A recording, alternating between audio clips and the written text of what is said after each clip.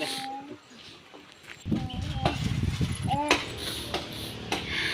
Rồi làm lên cái này là chỉ đó. Xuống cái đó mà.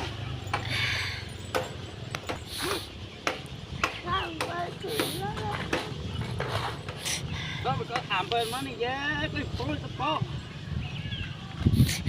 Chụp hơi dừa.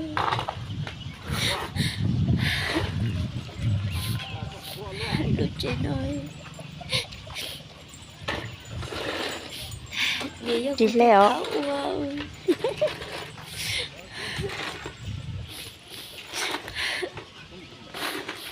Nếu tao tôi lúc trên nó rung lên nồi.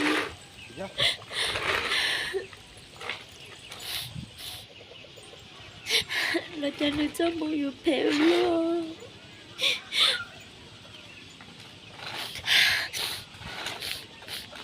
Con đi nhỏ ấy. Để dù chị bỏ cho mong liều.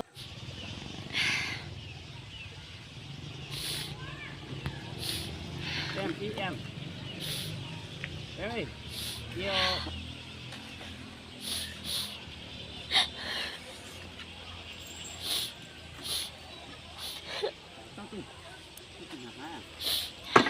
Em. Cô tốt thao ấy. Nó nên rất sợ ua. Bé từ 9 giờ lúc trên nói vô nữ ua. Nữ nhớ tao tên khó trông nữ rung cao.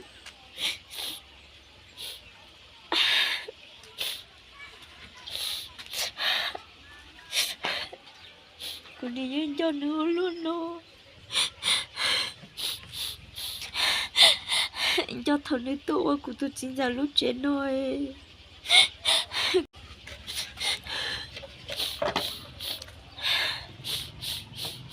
Em nên hiểu tao ít cho được. Dùng cùng tao cho lỗ trẻ. Chứ nó chỉ muốn nữ lời. Lấy tôi hiểu là ôn nữ tên dùng cùng đó.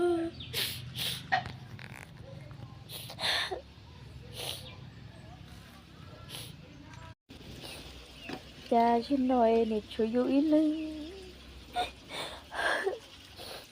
Gió tên mình nhiều mình lên đâu.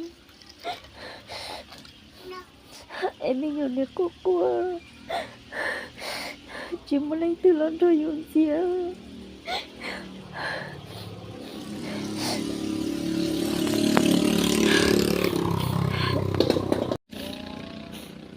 Chị nói em yêu duyên cho nữ chê. Yêu tôi sẽ nữ tên mình khó trông. Nữ nè bà bà ua.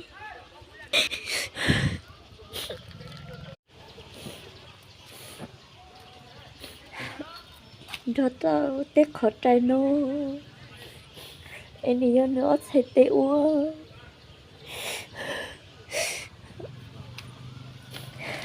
Chỉ yêu luôn tụi mình ấy, luôn đi trên trái. Chỉ yêu khi tụi mình đã yêu tay. Yêu đi nhớ nhau luôn tới trên nhân trái à.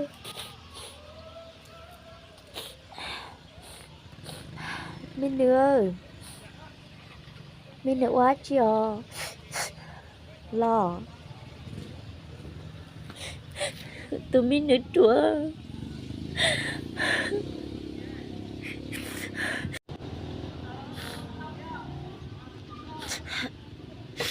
Tụi mình chúa chúa áo. Tụi chị ba chi. Em này chú yêu ta cho cua. Ta cho bao trong nắng. Mình nữa.